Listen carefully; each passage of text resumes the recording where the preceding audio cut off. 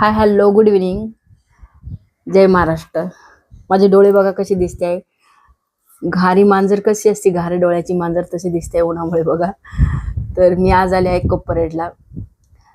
तर मी कोपरेडला आज गणपती विसर्जन करायला आले होते, कारण माझ्याकडे वर्षभरासाठी गणपतीची मूर्ती ठेवलेली असते.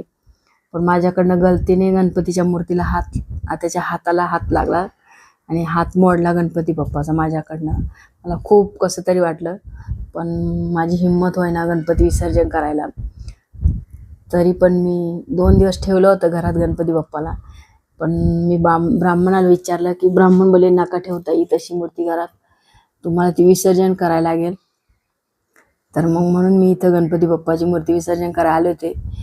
तर मला इतकं दुःख वाटलं की माझ्या एका गलतीमुळे गणपती बाप्पाला विसर्जन करायला लागलं.